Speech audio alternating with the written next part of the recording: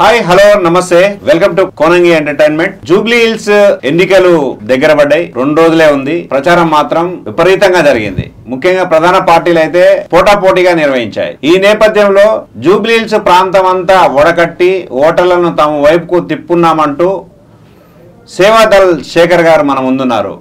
నిజంగా నవీన్ యాదవ్ వైపు ఓటర్లు మళ్ళారా అనే విషయాలన్నీ తనతో తెలుసుకునే ప్రయత్నం చేద్దాం. అలాగే విజయం ఏ రకంగా మరి ఎవరిని వరిస్తుందో మరి తన మాటల్లో తెలుసుకునే ప్రయత్నం చేద్దాం. సార్ నమస్తే. నమస్తే సార్. బాగున్నారా? బాగున్నా. మీరు బాగున్నారా? బాగున్నాను. సో ప్రచారం ఎలా కొనసాగింది? ఏమన్నా సొలసట ఏమైనా కనిపించిందా? ఏం లేదన్న, ప్రచారం బ్రహ్మాండంగా జరిగింది. కాకపోతే కొంచెం ఏంటంటే ఎటు చూసినా ఈ ఏమంటారు బీఆర్ఎస్ దానిలో ఎటు చూసినా సమస్యలు దాన్ని మేము ఒకటి విధంగా నిర్మూలిస్తున్నాం. ఎలాంటి సమస్యలు అంటున్నారు మీరు? వాటర్ కానీ, డ్రైనేజ్ కానీ, సీసీ రోడ్లు కానీ, 10 సంవత్సరాలు వీళ్ళు అధికారంలో రేషన్ కార్డులు ఇవ్వలేకపోయారు. సో మా ప్రభుత్వం వచ్చి మొన్న ఓన్లీ జూబ్లీస్లోనే 16,000 కంటే ఎక్కువగా వైట్ రేషన్ కార్డులు ఇవ్వడం జరిగింది. వైట్ రేషన్ కార్డు ఇవ్వడం వల్ల ఏంటంటే చాలా బెనిఫిట్స్ ఉన్నాయి. లైక్ ఏంటంటే ప్రతి ఇంటికి వైట్ రేషన్ కార్డు వస్తుంది. సో దానివల్ల ఏంటంటే సన్నబియ్యం తినొచ్చు. సో మిడిల్ క్లాస్ వాళ్ళు అబోవ్ ఏదైతే తింటారో ఆ విధంగా వాళ్ళు తినొచ్చు. మళ్ళీ ఇంకోటి అట్ ద సేమ్ టైం ఎప్పుడైనా వాళ్ళకి ఏమైనా ప్రాబ్లం అయితే గవర్నమెంట్ హాస్పిటల్ కానీ కార్పొరేట్లు వెళ్తే ఆరోగ్యశ్రీని 5 నుంచి 10 లక్షల వరకు మా గౌరవ ముఖ్యమంత్రి మొన్న డిసిషన్ తీసుకున్నారు. సో చాలా బెనిఫిట్స్ ఉన్నాయి. వీళ్ళు ఏమంటే 10 సంవత్సరాల్లో వాళ్ళే చూసుకున్నారు తప్ప ప్రజలకు ఏమీ మేలు చేయలేదు. ఓకే, అంటే కేటీఆర్ చెప్తున్నటువంటి అంశం అంటే ఏంటంటే కాంగ్రెస్ పార్టీ 2 సంవత్సరాలు అయింది, ఇంతవరకు ఏదో 2-3 స్కీములు తప్ప ఉరగబెట్టింది ఏం లేదా అనే మాట మాట్లాడుతున్నాడు. కేటీఆర్ చెప్పినప్పుడు ఆయన ట్విట్టర్ టిల్లు అన్న, ఆయన ఏం చేసినా కానీ ట్విట్టర్లో ట్వీట్ చేయాలి, పోస్ట్ చేయాలి. ఓకే, ఇప్పుడు అధికారం లేదు కాబట్టి, పని బాట లేదు కాబట్టి రోడ్ల మీద తిరుగుతున్నాడు. ఎట్లా ఇప్పుడు పబ్లల్లో షోలు ఉంటాయి కదా, దానిలాంటి స్క్రీన్లు ఏర్పాటు చేసుకొని లూట్ దేంగే దేఖ్లేంగే అంటుండు. కిస్కు లూట్లియే రాష్ట్రాన్ని లూట్లు చేసిండు, దేఖ్లేంగే కిస్కు వాళ్ళ ఫ్యామిలీని దేఖ్భాల్ చేస్తలేడు, దేఖ్లేంగే అని పాట మీద తిరుగుతున్నాడు. సో దీన్ని బట్టి అర్థమవుతుంది ఏమంటే ఆయనకి ఏమిందంటే అధికారం పోయింది కాబట్టి పిచ్చిలేస్తుంది కాబట్టి ఏ విధంగా ప్రయత్నించలేకుండా రోడ్ పైన బయటికి వెళ్ళి ఇట్లా పిచ్చిల వ్యక్తిలాగా ప్రవర్తిస్తున్నాడు. ఓకే, గత 10 ఏళ్లలో మొత్తం అరాచకమే జరిగింది. అరాచకం జరిగింది కాబట్టి అన్న 10 ఏళ్లలో అప్పుల కుప్ప రాష్ట్రం చేసారు. సర్ప్లస్ ఉన్న స్టేట్ ని 60,000 కోట్ల సర్ప్లస్ ఉన్న స్టేట్ ని అప్పుల కుప్ప చేసారు. 8 లక్షల కోట్లు అప్పు చేసారు. గత 22 సీఎంలు ఉన్న కంబైన్ ఆంధ్రప్రదేశ్ లో 22 ముఖ్యమంత్రులు చేయలేని అప్పు 10 సంవత్సరాల్లో మన కేసీఆర్ గారు చేశారు. విలువేసింది కదా, మొత్తం దోచుకున్నారు. కానీ అప్పులు చేసిన కానీ ప్రజలకు పెట్టిరు అనే మాట కూడా వస్తున్నది. ఏం చేశారు? రైతులకు మేము రైతు బంధు ఇచ్చాం. ప్రతి దాంట్లో అవినీతి అన్న, గొర్రెలలో 4,000 కోట్ల అవినీతి చేశారు. ప్రతి దాంట్లో అవినీతి. అంటే ప్రజలకు ఏమి జరగలేదు. అంటే ఏ స్కీమ్ కళ్యాణ లక్ష్మి పేరు మీద, కళ్యాణ లక్ష్మి దాంట్లో కూడా వాళ్ళ ఎమ్మెల్యేలు వాళ్ళ కార్యకర్తలకు ఇప్పించారు కానీ సామాన్య కార్యకర్త ఎవరు కూడా రాలేదు. డబుల్ బెడ్రూమ్ ఇల్లు ఎవరికి అందలేదు. వచ్చింది మీరు ఉంటే చెప్పండి. ఇప్పుడు చూడండి, మా గవర్నమెంట్ క్లియర్ గా మా మేనిఫెస్టో ఇచ్చినట్టు ఇందిరమ్మ ఇస్తామని చెప్పినాం. ఇందిరమ్మ ఇల్లు కూడా ఓన్లీ స్థలం ఉన్న వాళ్ళకి 5 లక్షల రూపాయల వరకు మేము ఇస్తాము, ఒప్పుకున్నాం. దానిలో భాగంగానే 6 గ్రామాలలో అవుతుంది. నెక్స్ట్ మళ్ళీ ఇప్పుడు మొన్న మా గౌరవ ముఖ్యమంత్రి గారు ప్రతి నియోజకవర్గంలో 3,500 ఇల్లు ఇస్తాను ఒప్పుకున్నారు. కాకపోతే దీంట్లో అడిషనల్ గా జూబ్లీస్ నియోజకవర్గానికి మేము సర్వే చేసిన ప్రకారం ఇంకా ఎక్కువ అవసరం ఉన్న చాలా ఎక్కువ మంది పేదలు ఉన్నారు కాబట్టి ఇంకా డబల్ చేయడానికి మా గౌరవ ముఖ్యమంత్రి గారు ఒప్పుకున్నారు. అంటే మీరు ఇండైరెక్ట్ గా ఏమంటున్నారు అంటే దోచుకున్నారు అంటున్నారు. దాచుకొని ఫార్మర్స్ ఆడుకున్నారు. ఓకే, ఇప్పుడు ప్రజలకు అల్టిమేట్ గా ఏం చేసి ఎన్ని సమస్యలు ఎందుకు ఉంటాయన్న? ఇప్పుడు గత 3 నెలలుగా మా మంత్రులు పొన్నమన్న కానీ, వివేక్ సార్ కానీ, మళ్ళీ తుమ్మల నాగేశ్వర కానీ తిరుగుతుంటే 180 కోట్ల అభివృద్ధి కార్యక్రమాలు మేము స్టార్ట్ చేయడం జరిగింది. జూబ్లీ ప్రాంతంలో. సో దీన్ని బట్టి అర్థం చేసుకుంటే విండో డ్రెస్సింగ్ అంటే జస్ట్ చూసి అంటారు చూడండి, మేలిపండు చూడు మేలిమేలు పొట్ట విప్పి చూడు పురుగులు అంటే మొత్తం రాష్ట్రం మొత్తం జూబ్లీ హిల్స్ ప్రాంతం అంతా ఇప్పుడు లోపలంతా మొత్తం నాశనం, అరాచకం. ఏ చూస్తే సమస్యలే. ఓకే. సో ఈ 10 ఏళ్ళలో వాళ్ళు ఒడిగింది ఏం లేదు. 10 ఏళ్ళు వాళ్ళు ఉన్నారు, 12 ఏళ్ళు ఇలా ఈయన ఎమ్మెల్యే ఉన్నారు మాగంటి గోపినాథ్ గారు. ఒక్కసారి సమస్య లేవనెత్తే మనం ఏమైనా చేయొచ్చు. సో ఆయన ఒక్కసారి అసెంబ్లీలో మాట్లాడింది లేదు, చేసింది లేదు. ఓకే. ఈ 2 సంవత్సరాల ప్రాంతంలో జూబ్లీ హిల్స్ ప్రాంత ప్రజలకు మీరు ఏం చేశారు? ఇప్పుడు చెప్తున్నాం కదన్నా, 2 సంవత్సరాలు మీరు అన్నట్టు మాకు రిప్రజెంటేషన్ ఇస్తే ఏదైనా ప్రాసెస్ ఉంటుంది. అసలు ఎమ్మెల్యే ఉన్నారు కాబట్టి రిప్రజెంట్ చేస్తే వీ విల్ డూ దట్. మళ్ళీ ఈయన చనిపోయిన తర్వాత ఏదో ఏముంది ఒకసారి మేము సర్వే చూసుకుంటే ఇన్ని కోట్ల అభివృద్ధి కార్యక్రమాలు మేము చేశాం. ఇంకా మాకు నెక్స్ట్ ఇంకా 3 సంవత్సరాలు ఇంకా నెక్స్ట్ 5 సంవత్సరాలు మా గవర్నమెంట్ ఉంది కాబట్టి జూబ్లీహిల్స్ నియోజకవర్గాన్ని ఒకటి మంచిగా మొత్తం టోటల్ తెలంగాణనే ఏమంటారు మంచి నియోజకవర్గంగా రోల్ మోడల్ గా మేము అభివృద్ధి చేస్తాం. ఓన్లీ రేషన్ కార్డులు ఇచ్చే జూబ్లీహిల్స్ లో ఓట్లు అడిగే కాంగ్రెస్ పార్టీకి ఉందని మీరు అన్నట్టు రేషన్ కార్డులు మీరు అన్నట్టు మంచి క్వశ్చన్ వేశారు. రేషన్ కార్డులు ఇస్తున్నాము, ఎంతమంది ఎలిజిబిలిటీ ఉన్నారంటే ఇంతమంది పేదలు అది ఆలోచించుకోండి. పేదలు ఉన్నారు కాబట్టి వాళ్ళకు ఒక్కొక్క ఇంట్లో 4 ఉన్నారంటే 24 కిలోల బియ్యం వస్తుందంటే అది ఎంత బెనిఫిట్? అది 70 రూపాయలు కిలో ఉంటుంది. సో 70 రూపాయల కిలో అన్న ఎంత బెనిఫిట్ అవుతుంది చూడండి. మీరు అన్నట్టు ఇప్పుడు మీరు అన్నట్టు వీళ్ళు పేదరికంలో ఉంచారు కాబట్టి దాన్ని నిర్మించడానికి అందరినీ సమానంగా చూడడమే మా లక్ష్యం. అందులో భాగంగానే మేము దీంతో పాటు మేము ఎంప్లాయ్మెంట్ జనరేట్ చేస్తున్నాము. మొన్న 2 దావోస్ లో ఎన్నో ఇన్వెస్ట్మెంట్స్ వచ్చాయి, దానికి సంబంధించిన ఉద్యోగాలు కూడా వస్తున్నాయి. అదే కాకుండా గత 10 సంవత్సరాలుగా గ్రూప్ 1 గ్రూప్ 2 నియామకాలు జరిగేది. ఇప్పుడు మేము చేస్తుంటే మా ప్రభుత్వం వచ్చిన తర్వాత ఆ నియామకాలను అడుకునే ప్రయత్నం చేసాడు. అది కాకుండా మేము గ్రూప్ 1 గ్రూప్ 2 నియామకాలు జరిపినాము. మళ్ళీ త్వరలో కూడా నెక్స్ట్ 3 సంవత్సరాలలో మేమైతే హామీ ఇచ్చిన అవన్నీ ఉద్యోగాలు యువతకి ఇవ్వడానికి మేము ప్రయత్నిస్తాం. ఓకే. మీరు అన్నారు రేషన్ బియ్యం అన్నారు, రేషన్ బియ్యం దొడ్డు బియ్యం అని పాలిష్ చేసి ఇస్తున్నారు. అది తప్పన్నా కూడా వాళ్ళు అట్లే చేస్తారు. మీరు వెళ్ళి చూడండి. మీరు రేపు కూడా మేము ప్రచారానికి వెళ్తున్నాం. మీరు నాకు 5 నిమిషాలు సమయం ఇస్తే మీరే నేను అవసరం లేదు, మీరే వెళ్ళి అమ్మ ఎట్లు వస్తుందని అడగండి, అమ్మాయి అని అడగండి, వాళ్ళు క్లియర్ గా చెప్తారు. చాలా బాగుందని మాకే పాజిటివ్ రెస్పాన్స్ వస్తుంది. ఓకే. అంటే ఇక్కడ ప్రాంత ప్రజలు ఏం అసలు ఆశిస్తున్నారు? అసలు ఇక్కడ ఉన్న ప్రాంత ప్రజలు ఒకటే అన్న, డెవలప్మెంట్ ఆశిస్తున్నారు. వాళ్ళకి ఆల్రెడీ తెలిసిపోయింది. 10 ఏళ్ళు వాళ్ళకి మంచిగా అవకాశం ఇచ్చినాము, వాళ్ళు ఏం చేయలేకపోయారు. సో నెక్స్ట్ 3 సంవత్సరాలు దాని తర్వాత ఇంకా 5 సంవత్సరాలు మా గవర్నమెంట్ ఉంటుంది కాబట్టి వాళ్ళకి క్లియర్ పిక్చర్ వచ్చింది. మేము ఆల్రెడీ గెలిచిపోయినాం. So we are waiting for majority. గెలిచినామని చెప్తున్నారు మీరు? గెలిచినామని చెప్తున్నాము. మేము నామినేషన్ రోజు మేము గెలిచిపోయినా జరగలేదండి.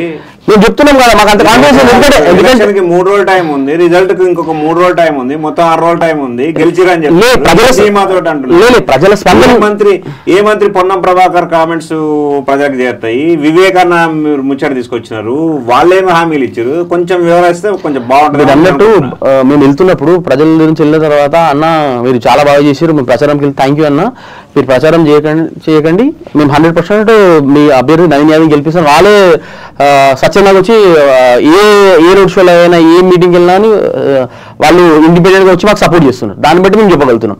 మొన్న అదే కాకుండా మన నామినేషన్ రోజు ఎన్నో 50,000 మంది ప్రజలు వచ్చి నామినేషన్కి వచ్చారు స్వచ్ఛందంగా. ఓకే. అంటే ప్రజలు ప్రచారం రాకపోయినా మేము గెలిపిస్తామని చెప్పినప్పుడు రేవంత్ రెడ్డి హాయిగా ఆయన ఏదో వేరే కార్యక్రమం రాష్ట్ర విషయాల మీద ఫోకస్ చేయాల్సినటువంటి రేవంత్ రెడ్డి గారు మరి జూబ్లీ హిల్స్ ప్రాంతంలో రోడ్ షోలు మీటింగ్లు ఏంది ఏమనుకోవచ్చు? రేవంత్ రెడ్డి గారు మొత్తం తెలంగాణ రాష్ట్రానికి ముఖ్యమంత్రి. జూబ్లీ హిల్స్ అనేది గ్రేటర్ హైదరాబాద్ లో ఒక నియోజకవర్గం. సో దీన్ని డెవలప్మెంట్ చేయాలంటే కేటీఆర్ చేస్తున్న దానికి విమర్శను తిప్పికొట్టడానికి వాళ్ళకు what is right what is wrong అని చెప్పడానికి మా గౌరవ ముఖ్యమంత్రి రేవంత్ రెడ్డి గారు వచ్చి వివరిస్తున్నారు వీళ్ళు చేసిన అన్ని తప్పులు అని చెప్పడానికి. ఇప్పుడు మీరు చూడండి కేటీఆర్ కి వచ్చే స్పందన అంతా 90% నాన్ లోకల్ నుంచి తీసుకొస్తున్నాడు. మా దగ్గర వచ్చే మీటింగ్ లో మాత్రం స్వచ్ఛందంగా లోకల్ కార్యకర్తలు వచ్చి ఉంటున్నారు. బయట నుంచి తీసుకొచ్చి బయట నుంచి ఎమ్మెల్యేలను కానీ వాళ్ళ ఎమ్మెల్సీలను కానీ తీసుకొచ్చి ప్రచారంలో చూస్తున్నారు. అంటే ఇక్కడ ప్రచారం చేయడానికి అంత బయట సెటప్ మొత్తం అది అంటారు చూడండి, మీడియా సెటప్ అంటారు చూడండి, ఏదన్నా సినిమా సెటప్ అట్లాంటి మొత్తం ఏర్పాటు చేసుకోండి. మీరు కూడా చూడండి ప్రచారం గూగుల్ సెటప్ లాగా ఏదో పబ్ కి సెటప్ ఉంటుంది చూడండి, సాటర్డే సండే నైట్ కి ఎట్లయితే పబ్ లో ఉంటుందో ఆ విధంగా సెటప్ ప్రచారం అలా ఉంటుందా? देख लेंगे किसको देख लेते, पहले तुम्हारे घर वालों को देख लो, बाद में తెలంగాణకి ప్రజలను చూడాలి. ఫస్ట్ ఇంటిని చూడమంటున్నారు. ఇంటికి ఏమైంది? వాళ్ళ డాడీ ఆయన ఆరోగ్యంగానే ఉన్నాడు, తర్వాత నడుస్తూనే ఉన్నది. హరీష్ రావు గారు ఉన్నారు, రకరకాలుగా వాళ్ళ మాటలు అయితే ప్రజలైతే వాళ్ళ డాడీ ఆరోగ్యంగా ఉన్నారో లేదో నేనైతే భగవంతుని కూడా ఆయన ఎప్పుడు ఆరోగ్యంగా మంచిగా ఉండాలని కోరుకుంటున్నా. ఆయన మంచిగా ఆరోగ్యంగా ఉంటే ఆయన ప్రచారానికి వస్తుండే కదా. నేను ప్రచారం రాకపోయినా మా అభ్యర్థి సునీతమ్మ గెలుస్తుందని అనుకోవచ్చు కదా కాంగ్రెస్ పార్టీ. అట్లా కాదు, ఆయన వస్తే మాకు మంచిది, ఆయన వస్తే ఇంకా మేము ఎక్కువ తెలుస్తాను. అంటే అసలు విషయాలు తెలుస్తాయనా?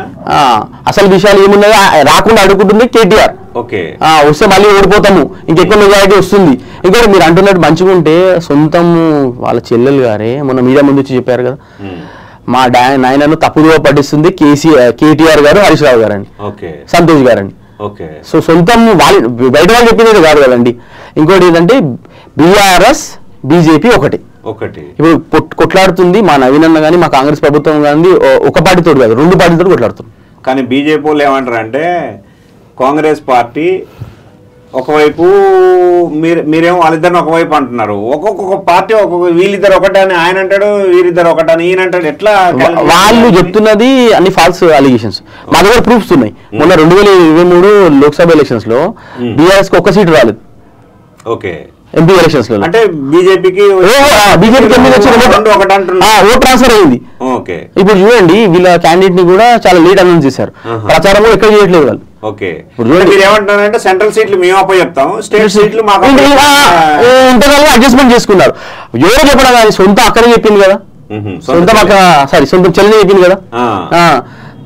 సో ఈ విషయాలన్నీ మనం అర్థం చేసుకోవాలనంటే జనరల్గా కేటీఆర్ గారు కూడా ఆయన కూడా రోడ్ షోలు చేస్తున్నాడు. రోడ్ షోలు చేసి వీడియోలు కూడా క్లిప్పింగ్స్ కూడా చూపిస్తున్నటువంటి అంశము. దాంట్లో ప్రధానంగా హైడ్రాను కూడా నిన్ననే ఏదో రోడ్ షోలో నేను కూడా చూశాను. నేను హైడ్రా బాధితులను మీరు బుల్డోజర్ కావాలంటే కాంగ్రెస్ పార్టీకి వేయండి, కారు కావాలంటే కారు గుర్తుకేయమని అంటున్నాడు. దీన్ని ఎట్లా చూడాలి? కేటీఆర్ గారికి అది వెనుతప్పుండేది. డ్రామా ఆర్టిస్ట్లను తీసుకురావడం కానీ, మొన్న కూడా ఒక ప్రచారం దాంట్లో ఒక లేడీస్ని తీసుకొచ్చారు. నేను ఎవరు ఇంతగానో స్పష్టంగా మాట్లాడడం చూస్తుంటే ఆమె బిగ్ బాస్ లో కంటెస్టెంట్. ఆమెకు అక్కడ ఛాన్స్ రాక అక్కడ ఎవరైతే రాని ఛాన్స్ వాళ్ళని వీళ్ళ మీద అవకాశం ఇస్తున్నారు వీళ్ళు. కేసీఆర్ ఫ్యామిలీ డ్రామా ఫ్యామిలీ అంటే డ్రామా వాళ్ళని అందరూ వచ్చి ఇక్కడ చేర్చుకుంటారు. వీళ్ళు చేర్చుకొని ఈ విధంగా ప్రచారం చేపిస్తున్నారు. అంతే, అదే నడుస్తుంది. వాళ్ళకు వెలుత పుట్టిన విద్య. డ్రామాలు చేసుకుంటా డ్రామా రావు, అందుకోసం ఉంటున్నారు, ఇందుకోసం డ్రామా రావు అంటున్నారు కేటీఆర్ గారు. అన్ని డ్రామానే చేస్తాడు. ఫస్ట్ చేయాలంటే సిచ్యువేషన్ మొత్తం డ్రామా చేసి జస్ట్ ఆయన యాక్చువల్లీ పొలిటిక్స్ కంటే యాక్టింగ్ లో బాగా పనికొస్తాడు ఆయన. అంటే సినిమా హీరో అదే సజెషన్ చేస్తున్నారు. సినిమా ప్రాంతం ఉంటే హీరో గారు ఈ ఎలక్షన్ ముఖ్యమంత్రి అంత సీన్ లేదండి. ఇప్పుడు ఎలక్షన్స్ తర్వాత ఆయనకు ఉన్నది అదే. ఇప్పుడు ఎందుకంటే మళ్ళీ ఇంకా 10 ఏళ్ళ దాకా మనం మేమే ఉంటాం కాబట్టి ఆయన అది అక్కడ ట్రై చేసుకోవడం చాలా బెటర్. ఎట్లయినా ఆయనకు బాగా లింకప్స్ ఉన్నాయి కదా, ఆల్రెడీ బయట పడుతున్నాయి. సో అది చేసుకోవడం బెటర్. ఆయన కానీ ఇంకొక మాట ఏమంటున్నాడంటే కేటీఆర్ గారు 6 గ్యారంటీ స్కీములు అమలు కావాలంటే కాంగ్రెస్ ను ఓడించండి, కారు గుర్తుని గెలిపేయండి అంటున్నాడు. 6 గ్యారంటీలు స్కీములు అంటున్నారు కదా, దీనికన్నా కొంచెం సమయం ఇవ్వాలి. ఆల్రెడీ అందులో 90% ఆఫ్ ద స్కీమ్స్ మేము కంప్లీట్ చేసాం. ఇంకొక మీరు అన్నట్టు ఒక స్కీమ్ మేము ఇంప్లిమెంట్ చేయలేదు వాస్తవం చెప్పాలంటే. దానికి ఏంటంటే బడ్జెట్తో ముడిపడింది. సో మేము ఇప్పుడైతే అధికారంలోకి వచ్చినప్పుడు మేము 3 లక్షల కోట్ల అప్పు ఉన్నది అనుకున్నాం. వాస్తవానికి 8 లక్షల కోట్ల అప్పు ఉన్నది. సో గత 22 కంబైన్డ్ ఆంధ్రప్రదేశ్లో 60 సంవత్సరాలు పాలించిన 22 ముఖ్యమంత్రులు ఎంతైతే అప్పు చేశారో ఈ 10 సంవత్సరాల్లో KCR and family, drama and family ఇంత అప్పులు చేశారు. సో అప్పుడు ఉన్నప్పుడు సంవత్సరానికి 6,000 కోట్ల ఇంట్రెస్ట్ పెడుతుండే మనం అదే ఇప్పుడు మేము గవర్నమెంట్ వచ్చిన తర్వాత నెలకు 6,000 కోట్ల అంటే 72,000 కోట్ల ఇంట్రెస్ట్ కడుతున్నాం. సో అవన్నీ పోను మా రేవంత్ రెడ్డి గారు అన్నిటికీ ఒక్కొక్క విధంగా దాన్ని బ్యాలెన్స్ చేసుకుంటూ చేస్తున్నారు. Okay, right. అయితే 3,90,000 ఓటర్ల చీలుకు జూబ్లీ హిల్స్ నియోజకవర్గం అనేది ఇప్పుడు రేపు ఓట్లలో పాల్గొనే వాళ్ళు ఉన్నారు. సో ఈ సేవాదళ్ కార్యకర్తలు ఎంతమంది పాల్గొన్నారు? 3,90,000 మంది ఓటర్లను ఎంతమంది పోలింగ్ బూత్ వైపు మళ్ళించారని అంటే ఏం చెప్తారు మీరు? మా దగ్గర ఏంటంటే టోటల్లీ మాది ఒక ఆల్మోస్ట్ నవీన్ అన్నకు నామినేషన్ వేసినప్పుడు ప్రతి డివిజన్లో డైలీ 300 మంది కార్యకర్తలు స్వచ్ఛందంగా ప్రచారం చేస్తున్నారు. ఓకే. సో ప్రతి బూత్లలో 2 నుంచి 3 ఇండిపెండెంట్గా వెళ్ళి వాళ్ళకి ఏం సమస్యలు ఉన్నాయి, సో ఈ విధంగా వేయాలి, వాళ్ళకి అవగాహన కూడా కల్పిస్తున్నాం. సో ఓటింగ్ ఎలా వేయాలి, సో మేము మంచిగా అవేర్నెస్ కూడా ఇస్తున్నాం. ఏంటంటే హైదరాబాద్ లాంటి ప్రాంతాల్లో ఓటింగ్ అనేది చాలా పర్సెంటేజ్ తక్కువ ఉంటుంది. అదే కాకుండా ఏంటంటే గేటెడ్ కమ్యూనిటీలో ఏమవుతుందంటే వాళ్ళకి సాటర్డే సండే హాలిడే వచ్చినా కానీ అప్పుడు పోలింగ్ ఉంటే వాళ్ళు ఏంటంటే ఓటింగ్ పైన మొగ్గు చూపరు. మొన్న కూడా మా గౌరవ మినిస్టర్ గారు వివేక్ వెంకటస్వామి గారి ఆధ్వర్యంలో కొన్ని గేటెడ్ కమ్యూనిటీస్కి వెళ్ళి ఆడగొడుగులు ఫాల్స్ ప్రొపగండా చేశారు. ఓకే.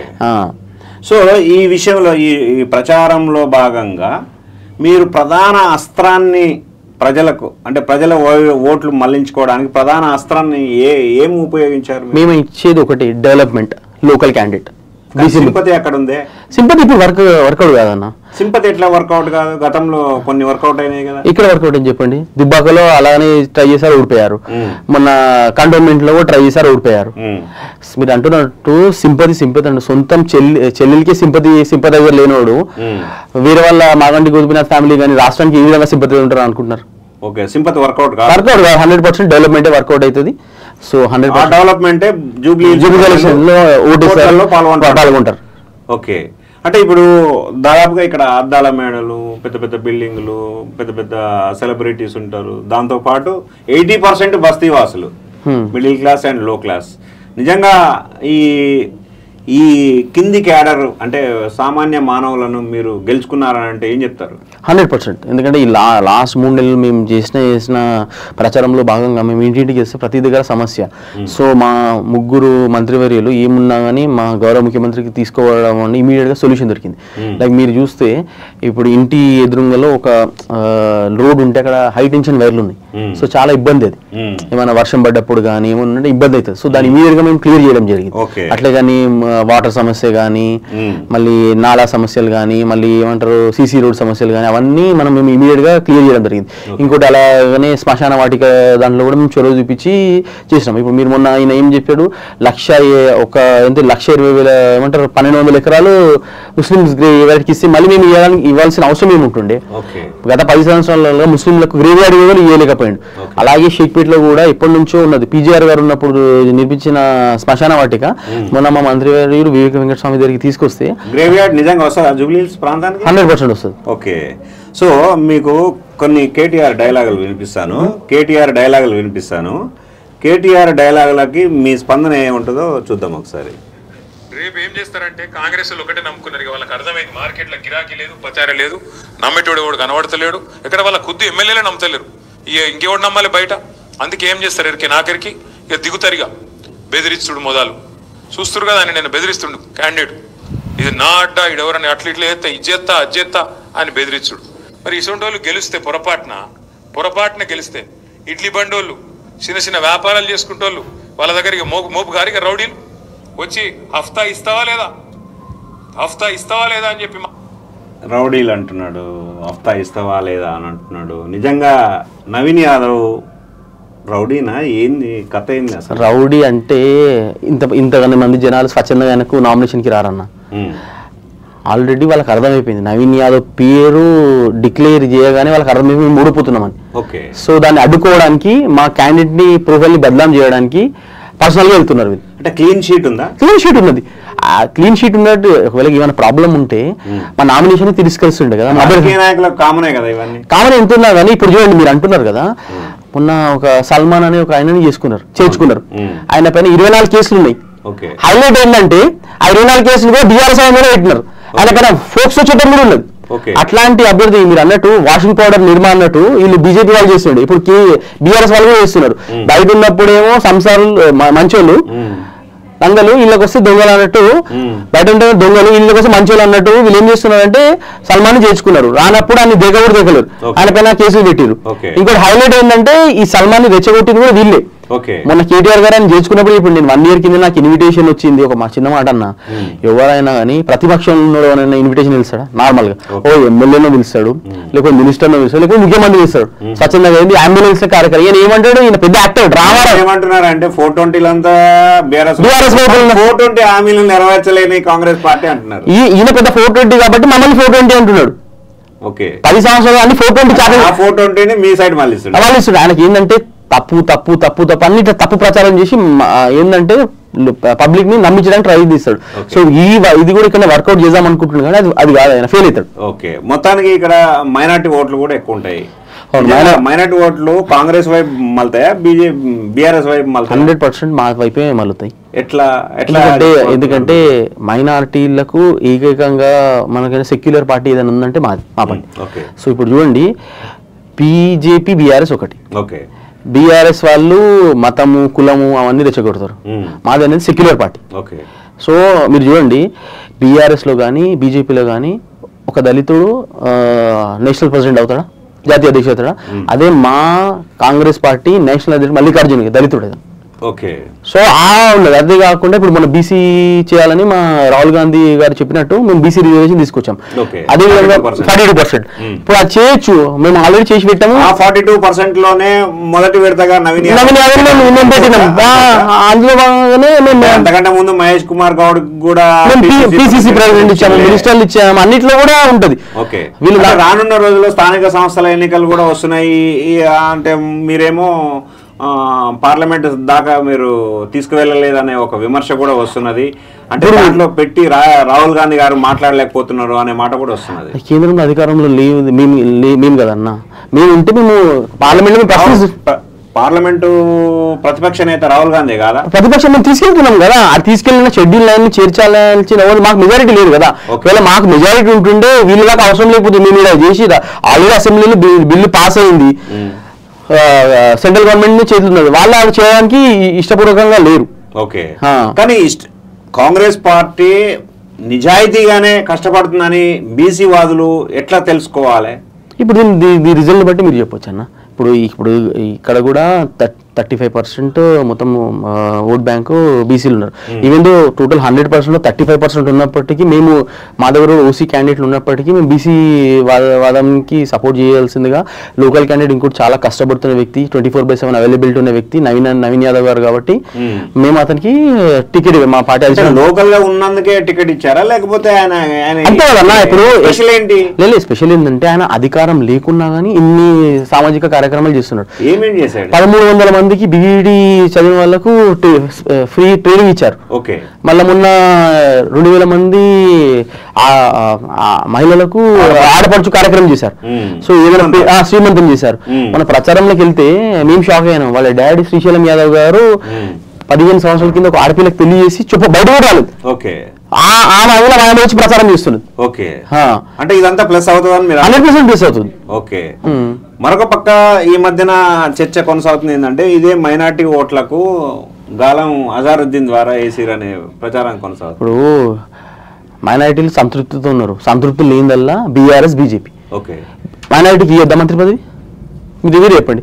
5 సంవత్సరాలు వీళ్ళు ఫస్ట్ గవర్నమెంట్ లో ఉన్నప్పుడు 5 సంవత్సరాలు మహిళలకు మంత్రి పదవి వెళ్ళారు కేసీఆర్ గారు. ఓకే. అవునా కదా?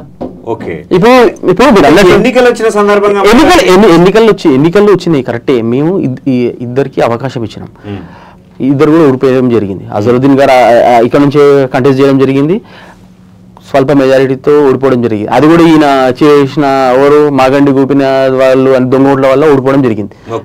మళ్ళీ ఫిరోజ్ ఖాన్ గారు కూడా చాలా తక్కువ మెజారిటీ 2000 ఓట్లతో. కేటీఆర్ గారు ఏమంటున్నారు అంటే చెల్లని రూపాయికి మళ్ళీ మంత్రి పదవి అయింది అంటే అజరుద్దీన్ ఇదే నియోజకవర్గం నుంచి ఓడిపోతే ఆయనకు మంత్రి పదవి టికెట్ ఇవ్వడం మేము సంతోషిస్తున్నాం. బట్ ఈ ఎన్నికల ప్రచారంలో ఆయన ఏమంటాడు అంటాడు, ఆయన యాక్టర్ చెప్తున్నా కదా. ఫస్ట్ ఏమంటాడు, అజరుద్దీన్ కి ఏదో గాలమేసి ఆయనకి ఎమ్మెల్సీ పదవి రాకుండా పోతుందని చెప్పారు, నీకు ఇచ్చే మొక్కలు అంటారు. మళ్ళీ మేము ఇచ్చిన తర్వాత చెల్లని రూపాయి అంటే అన్నీ మాట్లాడతాడు. ఆయన ఏమనుకుంటున్నాడు అంటే ఇప్పుడు కూడా ఇదే ఇంకా కూడా మేము గవర్నమెంట్ లో ఉన్నాము, మేము ఇల్లు అనుకుంటున్నాను కానీ ఆయన ఇంకా అర్థమైతే లేదు. ఆయనకు అధికారంలో ఉండి ఆయన కొంచెం మైండ్ పనిచేస్తలేదు, కొంచెం మెంటల్ గా వీక్ అయిపోయింది ఆయన. అంటే ఏం మాట్లాడుతున్నారు, మైండ్ పనిచేస్తలేదు అంటే ఆయన ఇప్పుడు మీరు అన్నట్టు ఆయన ఎట్లా మాట్లాడుతున్నారు చెప్పండి. అరే అజరుద్దీన్ హీఈస్ ఎ క్రికెట్ ప్లేయర్, మొత్తం ఆల్ ఓవర్ ఇండియాలో 12 సంవత్సరాలు కంటిన్యూస్ గా 3 వరల్డ్ కప్స్ కి కెప్టెన్ చేసిండు. ఆయన పనికిరాడని ఈయన ఎవరు చెప్పడానికి? ఆయన ఏజ్ ఎంత ఎక్స్పీరియన్స్ ఉన్నది ఆయనకు. సో లాంగ్ లేదు.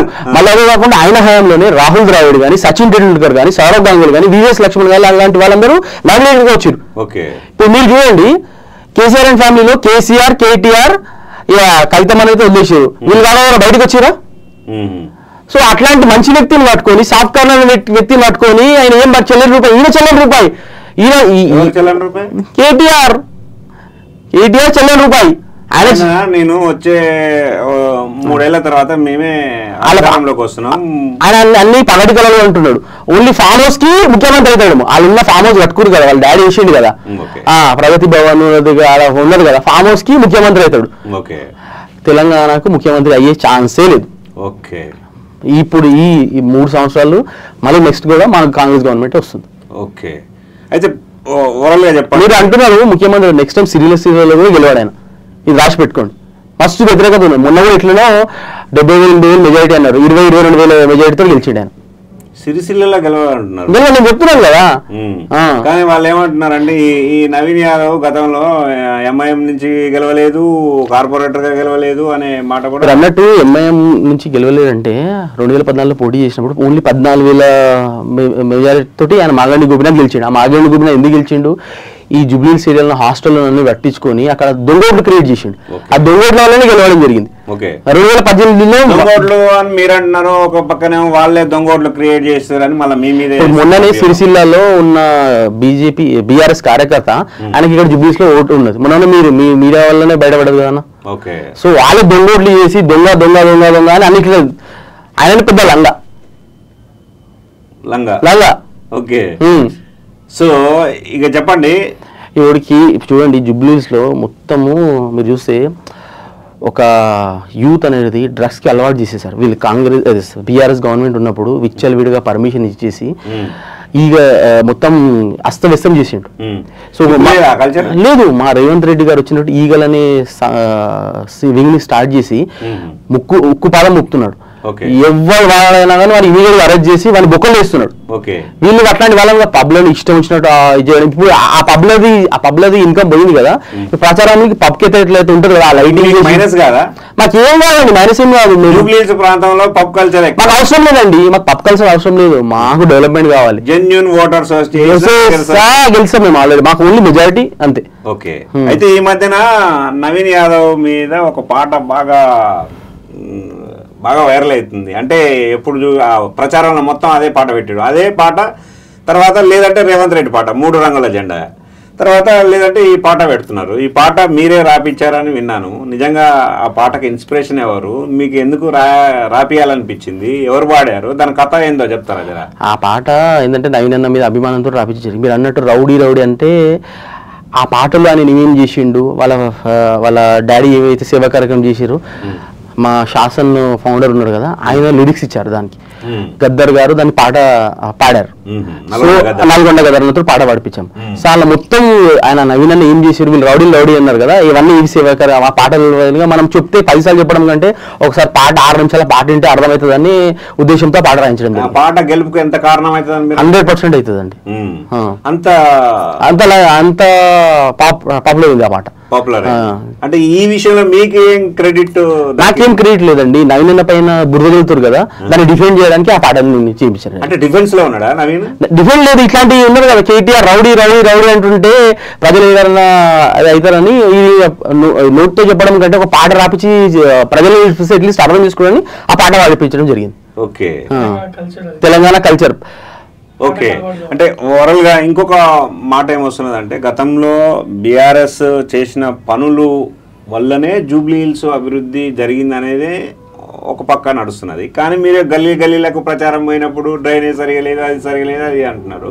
నిజంగా ప్రజలు ఏం కోరుకుంటున్నారు అసలు? ఇక్కడ ప్రజలు కోరుకున్నది మేజర్గా బేసిక్ ఫెసిలిటీస్ కోరుకుంటారు. వాళ్ళేమో పెద్దగా ఇది కావాలి, మాకు పబ్బులు కావాలి, ఏమన్నా గవి కావాలి కానీ కోరుకుంటారు. వాళ్ళకి ఏంటంటే రోటీ కపడా మకాన్ 3 కోరుకుంటారు. అవే వాళ్ళ రోటీ. అదే కాంగ్రెస్ పార్టీ అంటే నుంచి నిలబడ్డటువంటి నవీన్ యాదవ్ వాళ్ళ ప్రజల అవసరాలు తీర్చడానికి ఏం హామీ అంటే ఏం చెప్తారు? ఒకటే హామీ అండి, ఆయన 29 ఏళ్ళకి ఎమ్మెల్యేగా కంటెస్ట్ చేసిండు.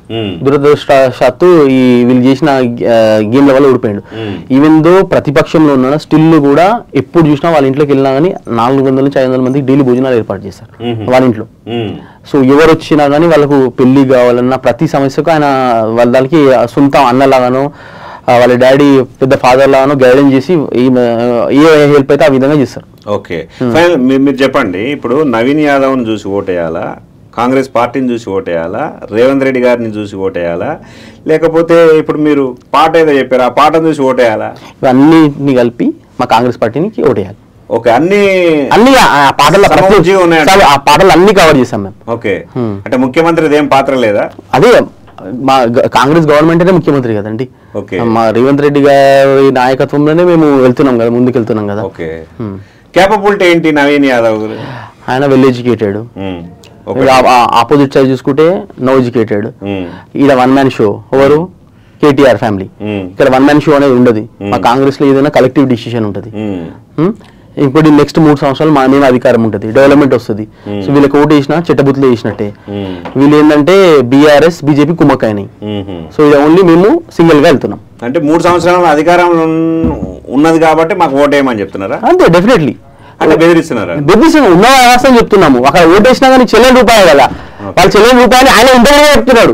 చెల్లెని రూపాయలు అంటున్నాడు కదా, చెల్లెని రూపాయలు ఆయన కేటీఆర్ మా అజరుద్దీన్ గారి పేరు చెప్పారు కదా, ఆయన చెల్లెని రూపాయలు వీళ్ళే ఇండైరెక్ట్ గా చెప్తున్నాడు. ఆయన డైరెక్ట్ చెప్పేది పోయి ఇండైరెక్ట్ గా చెప్తున్నాడు అంతే. ఓకే, ఇక్కడ ప్రాంత ప్రజలకు మీరు ఏం చెప్తారు?